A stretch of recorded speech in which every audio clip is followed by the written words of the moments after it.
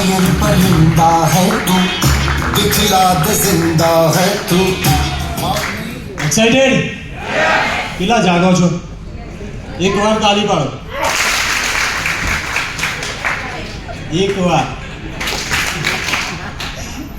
એટલે એક જ વાર હોય, રાઈટ? કંઈ વાંધો નહીં. એક્સાઇટમેન્ટમાં આવું જ થાય.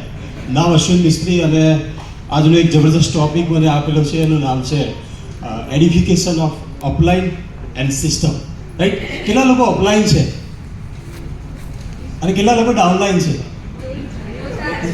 આપણે બધા અપલાઇન પણ છીએ, આપણે બધા ડાઉનલાઇન પણ છીએ, રાઈટ? એડિફિકેશન એટલે શું? કેટલા લોકોને ખબર નથી એડિફિકેશન એટલે શું? ઓકે, એડિફિકેશન એટલે કેવું કે જ્યારે તમે તમારી અપલાઇન વિશે કોઈને વાત કરો છો તો તમે એના માટે સારું બોલો. એના કોઈક એચિવમેન્ટ હોય, એને કંઈક મેળવ્યું હોય, કાર છે, એ બધું તમે એને બતાવશો ને તો સામેવાળા સાંભળશે ને એને વિશ્વાસ વધશે, રાઈટ? હું તમને એડિફિકેશનનો એક મારા ઘરનો જ પ્રસંગ કરું. તમે બધા મારા ઘરના છો એટલે મારે કહેવાય. અને આ પ્રસંગ છે ને હું મારી લાઈફમાં ફર્સ્ટ ટાઈમ શેર કરી રહ્યો છું. ધ્યાનથી સાંભળજો. એડિફિકેશનથી શું થાય? જ્યારે મારું સગપણ કરવાનું હતું ને ત્યારે ઘણી બધી છોકરીઓના માગા આવતા હતા. અત્યારે નહીં આવતા કે છોકરીઓ જ નથી રહી. તો 12-15 છોકરીઓના માગા આવ્યા હશે. તો મને એક જણાએ કીધું કે પેલી છોકરી સારી છે પણ થોડું તોતરું બોલે છે. એટલે એનું ડીએડિફિકેશન થયું. પછી એના વિશે વિચારવું. પણ હિનાની જ્યારે વાત આવી ને ત્યારે જે વ્યક્તિએ મને હિનાની વાત કરી, જે મિડલમેન હોય ને, વાત લઈને આવ્યો હોય, એમને કીધું એટલી મસ્ત છોકરી છે. ના હોય, હોશિયાર એટલી, એના ક્લાસમાં એનો પહેલો નંબર જ આવે અને એના પપ્પાએ આખા સમાજની બહુ સેવા કરે છે. મને એટલું બધું આમ થાય, તલપાપડ થઈ ગયો, ક્યારે મળું. ઓનેસ્ટલી તમને કહું, જ્યારે હું મળવા ગયો તો પ્લાન જોયા આગળ સ્પોન્સર થઈ ગયો.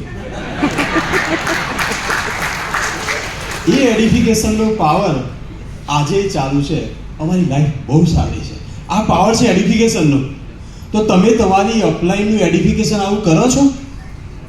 તમારી અપલાઇનનું એડિફિકેશન જો તમે આવું કરશો ને પ્રોસ્પેક્ટ આગળ, તો પેલાને એમ થાય યાર ક્યારે મળાવે છે. બોલો, પ્લાન જોવાની એ જરૂર નહીં પડે, એને સ્પોન્સર થઈ જશે. થાય કે ના થાય? તો તમારામાં આ પાવર હોવો જોઈએ. અપલાઇન કોણ છે? અપલાઇન લાઈફ લાઈન છે. એક જ વ્યક્તિ આ ધરતી પર છે જેને તમારી સફળતામાં રસ છે. એ છે આપણી અપલાઇન, રાઈટ? તો અપલાઇનની હું તમને વાત કરું તો અપલાઇન શું કરી શકે? તો કેવું થયું, એક ભક્ત હતો ને, એ સ્વર્ગમાં ગયા. એમનું ડેથ થયું એટલે ભગવાન જોડે સ્વર્ગમાં ગયા. તો ભગવાન બહુ ખુશ હતા એના લાઈફથી. તો એને કીધું, બેસ, આજે તને હું તારી જિંદગીના રિપ્લે બતાવું અમુક, રાઈટ? તો ભક્ત અને ભગવાન બંને છે ને રિપ્લે જોતા હતા.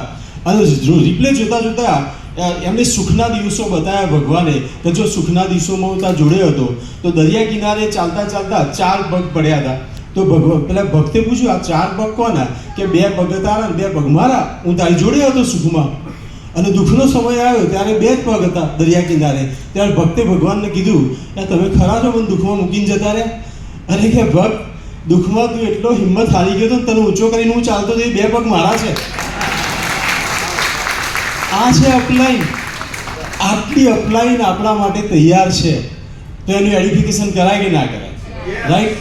તો તમે છે ને જ્યારે પણ કોઈને પ્લાન બતાવવાના હોય અથવા પ્લાન બતાવવા જવાના હોય ને, તો તમારી અપલાઇનને જો જોડે લઈને જવાના હોય ને તો તમે એનું પ્રમોશન કરો. કદાચ તમારા અપલાઇન DUCD હોય તો જ્યારે તમે કોઈને બતાવવા જાઓ તો તમારા DUCDનો જે લાઈફસ્ટાઈલ વિડીયો હોય ને એ તમે એડવાન્સમાં મોકલો. તો પેલાના માઇન્ડસેટ બનશે કે આ વ્યક્તિ મારા ઘરે આવે છે. તમે પ્રમોશન કરો. ઘણીવાર કેવું થાય, અમુક લોકો, આપણી ટીમમાં તો આવું નથી બનતું પણ મેં જોયેલું છે, આપણને લઈ જાય પ્લાન કરવા, પછી ડેમો કીટે અપલાઇન પકડીને જતો હોય, બોર્ડ અપલાઇને પકડ્યું હોય અને સ્ટેન્ડે અપલાઇને પકડ્યું હોય, અને પેલા બી શાંતિથી અંદર બેઠા હોય, અને પછી આવીને કે અશ્વિનભાઈ ચાલુ કરો. બધાનો ખેલ ચાલુ કરવાનો છે સાહેબ. પાડો તાળી બરાબર પાડો. જો તમે વ્યવસ્થિત પ્રમોશન કર્યું હશે ને તમારી અપલાઇનનું, તો સાહેબ એ ધ્યાનથી સાંભળે કે ના સાંભળે? સાહેબ, એટલા માટે આપણી અપલાઇનનું પ્રમોશન કરવાનું છે, એની એચિવમેન્ટ કરવાનું છે. તમારા ઘરે કોઈ સત્પુરુષ આવવાના હોય તો આજુબાજુવાળાને તમે પ્રમોશન નથી કરતા? આ સત્પુરુષ છે, આવા છે, એમને લાખો લોકોની જિંદગીમાં આવા ચમત્કાર કર્યા છે. સાહેબ, પેલો જેવો આવે એના પગમાં પડે કે ના પડે? આવું પ્રમોશન તમે તમારી અપલાઇનનું કરો. ઘણીવાર કેવું થાય કે લેડીઝ હોય ને તો ઘણીવાર લેડીઝ નવા હોય ને એટલે અપ્લાયને પ્લાન કરવા લઈ જવાના. ફોર એક્ઝામ્પલ હિનાને કોઈ બેન લઈ જવાના હોય, પછી પેલા બેને પાછું શું કીધું ખબર છે, એક પ્રોડક્ટવાળા બેન આવવાના છે આજે. પછી હિના બેગ લઈને જાય એટલે પ્રોસ્પેક્ટ શું કહે ખબર છે, દવે સાહેબ બોલો શું લાયક બતાવો. હવે એ કદી સ્પોન્સર થાય. આ સિસ્ટમથી ના કરાય. તમારું પ્રમોશન ગજબ હોવું જોઈએ. તમારી અપ્લાય માટેનું જો પ્રમોશન કરશો ને તો 110% હું જેમ હિના જોડે સ્પોન્સર થઈ ગયો તેમ બધા તમારા જોડે સ્પોન્સર થશે. રાઈટ? આ છે પ્રમોશન. રાઈટ? બીજું પ્રમોશન છે સિસ્ટમનું. સિસ્ટમ એટલે કઈ? Winning team education system. આપણે બહુ લકી છીએ. આજે આપણી વિનિંગ ટીમ એજ્યુકેશન સિસ્ટમને 19 વર્ષ થયા. રાઈટ? ઘણી બધી કંપનીઓને 19 વર્ષ નથી થયા, આપણી એજ્યુકેશન સિસ્ટમને 19 વર્ષ થયા. આ વિનિંગ ટીમ એજ્યુકેશન સિસ્ટમ દ્વારા એક ડૉક્ટર, એક સીએ, એક એન્જિનિયર, એક સાયન્ટિસ્ટ, એક કેબ ડ્રાઈવર, એક આઈપીએસ લેવલના લોકો અહીંથી એક લેવલથી માંડીને ડીયુસીડી ગયા છે. આટલી આ પ્રૂવન સિસ્ટમ છે. અને આપણા સીઈઓ છે ને કંપનીના, એમને પણ કીધું છે કે સૌથી સફળ વેસ્ટેજમાં હોય ને તો વિનિંગ ટીમ. રાઈટ? અને આપણે બહુ પ્રાઉડ છીએ આ સિસ્ટમમાંથી. સિસ્ટમ એટલે શું? જો આ માઇક છે ને એક સિસ્ટમ. આ માઇક વગર હું બોલું તમને સંભળાય, પણ આ માઇક છે ને સિસ્ટમ છે જેનાથી મારો અવાજ તમારા સુધી પહોંચે છે. એક ટ્રકના પંચર પડ્યું હોય, 500 લોકો ઊંચા કરે તો ટ્રક ઊંચો થાય. પણ એક 10 વર્ષનો બાળક હોય અને ખાલી એક જેક લઈને આવે તો એ ટ્રક ઊંચો થાય કે ના થાય? આ છે સિસ્ટમ. તમારું નેટવર્ક બહુ મોટું બનશે.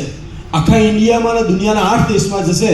તમે નહીં સાચવી શકો, એને સાચવશે વિનિંગ ટીમ એજ્યુકેશન સિસ્ટમ. તો આ સિસ્ટમ બનાવનાર ડૉક્ટર એસપી ભારેલ સર માટે ક્લેપિંગ થઈ જાય. તો આ સિસ્ટમનું પ્રમોશન કરવાનું. આ સિસ્ટમનું અઠવાડિયામાં 2 સીઈઓ મિટિંગ થાય છે.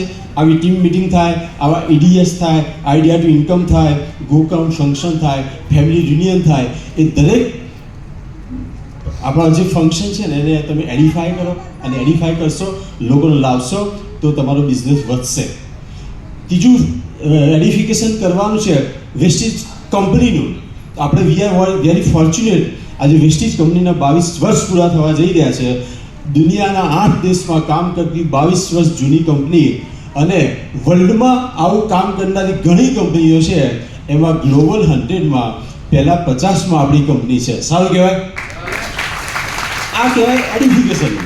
અને ચોથું એડિફિકેશન કરવાનું છે પ્રોડક્ટનું. આપણી પાસે 350 પ્રોડક્ટ છે. તો તમે પ્રોડક્ટની ટ્રેનિંગ લો. એક પ્રોડક્ટનું ટ્રેનિંગ લઈ એનું એડિફિકેશન કરવાનું છે. જો એડિફિકેશન કરવાનું છે, ડી એડિફિકેશન કરવાનું નથી. ઘણીવાર કેવું થાય છે કે આપણા સપ્લિમેન્ટના રિઝલ્ટ બહુ સારા હોય છે, પણ અમુક લોકો એટલું બધું એડિફિકેશન કરે ને કે કસ્ટમરનું એટલું બધું એક્સપેક્ટેશન વધી જાય ને તો પેલાને એમ થાય મને રિઝલ્ટ ના મળ્યું. તો રિઝલ્ટ તો સપ્લિમેન્ટ જે આપવાના આપતા જ હોય છે, પણ આપણું ડી એડિફિકેશન થયું હોય છે, જેના કારણે આ સમસ્યાઓ થતી હોય છે. તો તમે આ 4 વસ્તુનું પ્રમોશન સિસ્ટમ પૂર્વક એડિફિકેશન કરશો ને તો આપણો ધંધો જબરજસ્ત વધશે. રસ ખરો ને વધારવામાં? કેટલા લોકો તૈયાર છે? ગુડ. એક લાસ્ટ વસ્તુ કહું કે અપલાઇન આપણા માટે શું કરી શકે છે, અપલાઇનનો રોલ શું. તો એકવાર એવું બન્યું કે એક જંગલમાં એક ગાય હતી, એની પાછળ સિંહ પડ્યો. ગાય આગળ દોડે, સિંહ પાછળ, ગાય આગળ દોડે, સિંહ પાછળ. એમ દોડતા ગાય છે ને એ જંગલની અંદર એક કાદવનું તળાવ હતું, એમાં જઈને પડી, એટલે સ્ટક થઈ ગઈ. એ તો આગળ જઈ ના શકે. એની પાછળ સિંહ પણ ડાય મારી, એ પણ તળાવમાં જઈ સ્ટક થઈ ગયો. બંને કાદવમાં સ્ટક. ગાય સિંહ સામે જુએ, સિંહ ગાય સામે જુએ, અને સિંહ છે ને એ ગાય સામે જઈને હસતો હતો અને કહે છે હવે તારું આવી બધું, હવે હું તને ખાઈ જઈશ. ત્યારે ગાય પણ હસતી હતી. ત્યારે સિંહે પૂછ્યું તને ડર નથી લાગતો? કેમ હસે છે? ત્યારે ગાય એક જ પ્રશ્ન પૂછ્યો, તમારો કોઈ માલિક છે? સિંહ કે આપણે જ માલિક છીએ. આપણો વળી કોણ માલિક હોય? કે બસ મારો માલિક છે, હમણાં 6 વાગશે ને હું ઘરે નહીં જાઉં ને એ શોધતો આવશે અને મને બહાર કાઢી લઈ જશે. તો આ છે આપણી અપલાઇન. આપણે થેન્ક યુ. આપણે એવી સિસ્ટમમાં છીએ જ્યાં આપણા અપલાઇન છે, આપણા કોચ છે, આપણા મેન્ટર છે, તો જેટલા લોકો તમે તમારા એક્ટિવ ડ્રોઈંગ અપ્લાઇનના સબમિશનમાં રહેશો, એનું એડિફિકેશન કરશો, એ કે એટલું કરશો ને તો 1 વર્ષમાં સરે કીધું હતું ને 1 વર્ષમાં DOCD બનશો. તૈયાર છો? એડિફિકેશન કરશું? Thank you. Wish you well.